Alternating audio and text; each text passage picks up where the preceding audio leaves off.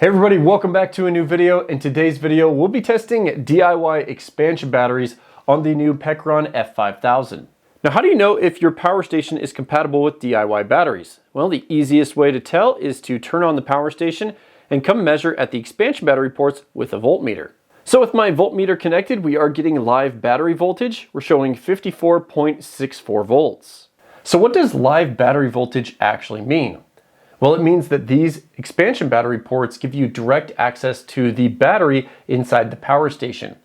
Now that means you can charge or discharge via these ports. So you can connect up solar charge controllers, you can connect up battery chargers, you can connect up 48 volt loads and run directly off the expansion battery ports. It also means that you can connect up additional batteries in parallel. Now, when you're connecting batteries in parallel, they have to be the same exact voltage and they have to be the same exact chemistry. For example, this right here has a 51.2 volt nominal lithium iron phosphate battery, and this expansion battery right here is the same chemistry and voltage, 51.2 volt nominal lithium iron phosphate battery. Now, the hardest part of any of these DIY mods is finding out how you want to connect up to the expansion battery port.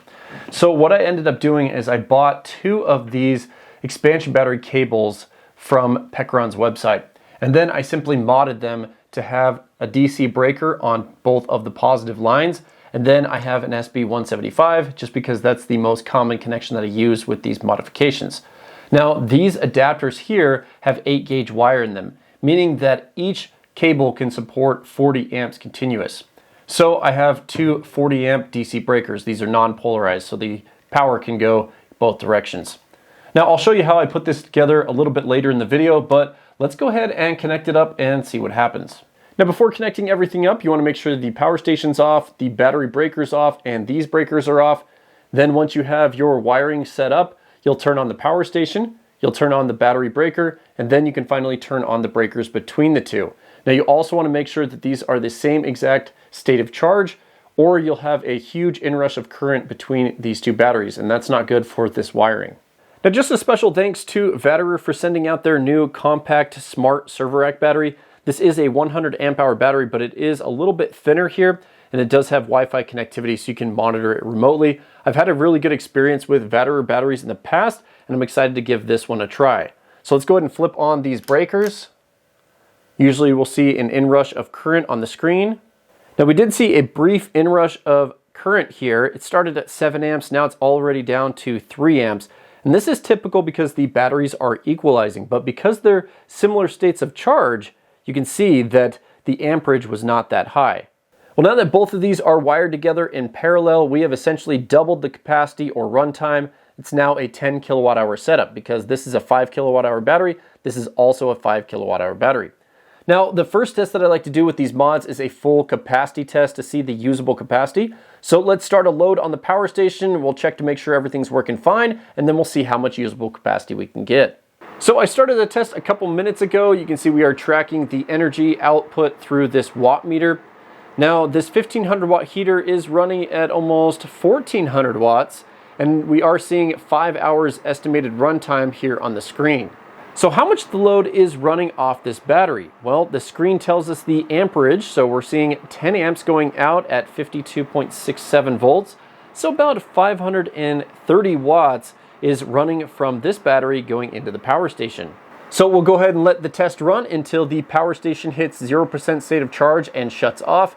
I'm hoping we can get somewhere near 10 kilowatt hours of capacity, and I'm hoping the expansion battery also hits 0% state of charge, so we'll have to find out. So I thought I'd give you guys an update halfway through the test. We have hit 50% state of charge on the power station. We are still running that 1400 watt load. And you can see at the bottom, we've dropped just a little bit in the estimated time remaining, down from 5 hours to 3 hours. Now, if we look at the external battery, we are at 61% state of charge. And you'll notice that the amperage coming out of the battery is a little bit higher now. Instead of 10 amps, we are showing negative 13.7 amps, which is a little bit over 700 watts. So the test is nearing the finish here. We are at 6% state of charge on the power station. We're still pulling that 1400 watts or so. It's estimating 24 minutes until the battery dies, and we've pulled a total of 8.2 kilowatt hours.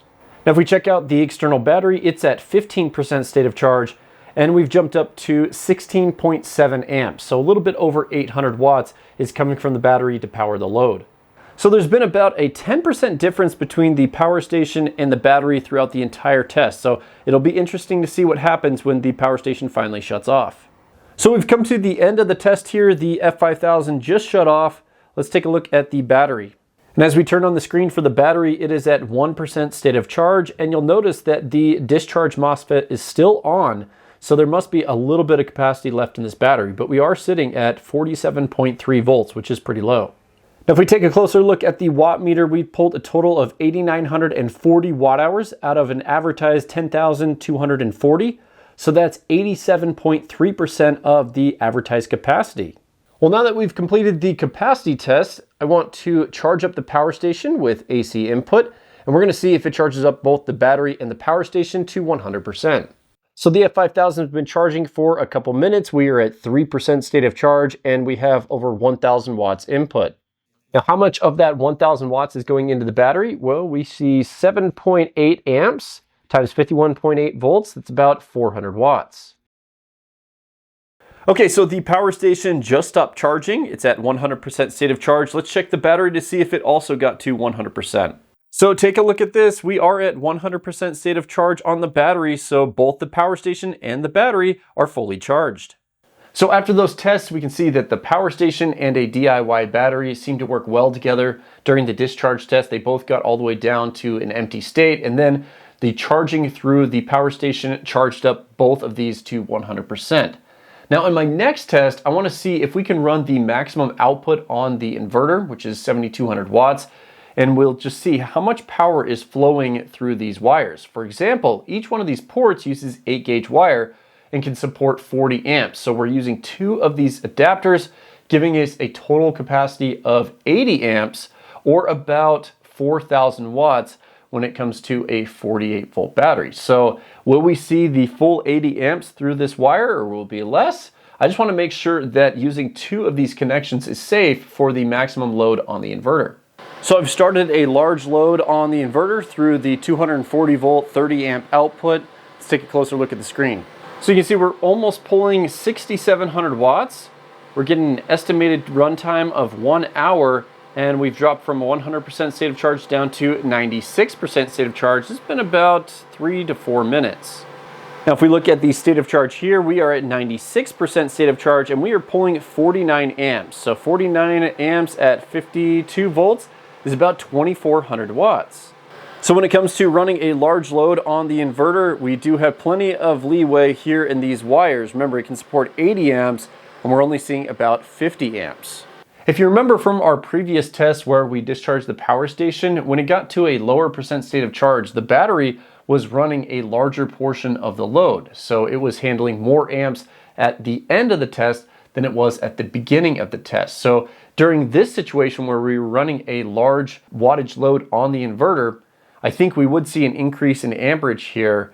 I don't think it would go quite up to 80 amps though, but that's why we have the DC breakers in line, because these cables here support 40 for one or 80 for two, and that's why we have the dual breakers at 40 amps each. So if there happens to be some sort of over amperage event, these wires will be protected and they're not going to melt or get overheated. The breakers will shut off. So that's why it's really important to use breakers designed for the wire size, and you can't just go off the breaker on the battery.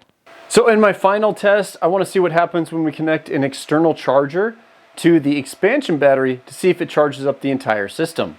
Now if you look right here, we have a 48 volt 18 amp battery charger. It's connected to the positive and the negative terminal, so we are charging this external battery, but it's also charging the power station through our expansion battery adapter.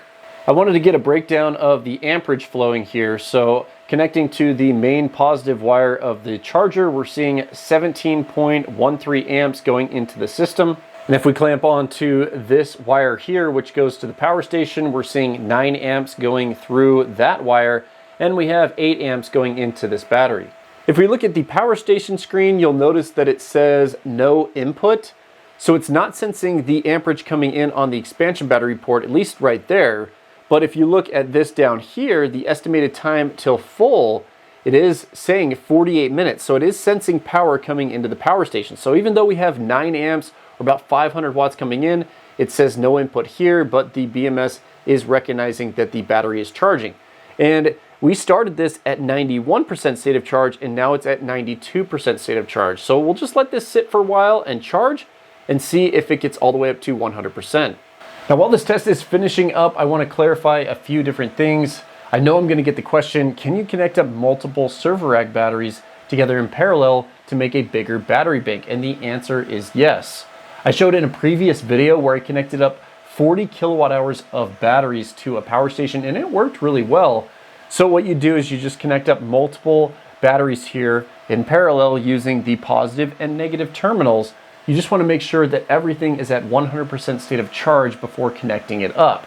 Now, the next thing that I want to clarify is, can you add solar to the external battery? The answer is yes. This is just a 1000 watt AC wall charger, but it's acting the same as a 1000 watt solar charge controller. And right here, I happen to have a 40 amp, 48 volt solar charge controller. This will charge at over 2000 watts. So if I connected this up to this battery, we'd see 2000 watts going into this system, which would then flow into the power station. So yes, you can have external chargers on this setup. You can use the solar charge controllers on the power station and have solar on the external battery. It all works because it all combines into one system. So the charger just shut off. The battery is at 100% state of charge. I know it's kind of hard to see that. And if we look at the power station, it is also at 100% state of charge. So an external charger will charge up the entire system. So with all that testing completed, you can see the F5000 performs just like the other Pecron power stations I've tested with DIY batteries in the past. I will include that video down in the video description if you're interested. And because the F5000 uses the same exact expansion battery cable as the F3000, this same concept should work just the same. So please don't ask me to put out a video on the F3000 because it's going to be the same exact setup as this here. Now in the final section of the video, I'm going to walk you through the setup that I put together here to connect up to the batteries. Now there are many different ways to do this. This is just one way that I chose to do it. So I'll walk you through some of the parts that I purchased and how I put it together. So here on the table, I have my finished adapter cable. Like I said, I terminated on this end with an Anderson SB175, meaning this is a 175 amp connector. Now what I did is I opted to go with the 4 gauge wire terminals inside here. So the 2 8 gauge wires crimp perfectly in that. And then the rest of the adapter cable is just from Pecron's website. I'll include a picture of that up on the screen. But on one end, you have the old style connector, mostly used on their E-series power stations. And basically in this adapter cable, let me see if I can focus on that, you have a positive, a negative, and a bunch of communication wires. So I just chopped this off in case I wanted to use this in the future. That gives me this adapter to work with. Then I stripped back the wire. You can see this is just the rubber insulation, which left me with the main positives and the main negatives and a bunch of communication wires. I just trimmed those off right here. And then I had the positive and negatives. Now I wanted a lot of length here so I can install these DC breakers in line. So you can see the negatives are one piece all the way over here. The positives are each on their own individual DC breaker, but I basically removed the wire here. I installed and crimped on these ferrules, which give a really good connection inside these DC breakers. And then it's on this DIN rail right here, which holds the two breakers together, and it comes with that DIN rail. So that is the finished adapter.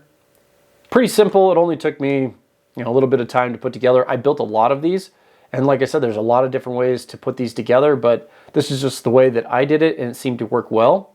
I will include the parts that I used down in the video description if you guys are interested, but thank you guys for checking out the video.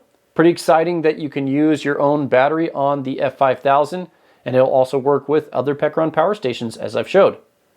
I'll recommend a couple other videos that you guys can check out, and until next time, we'll see you guys later.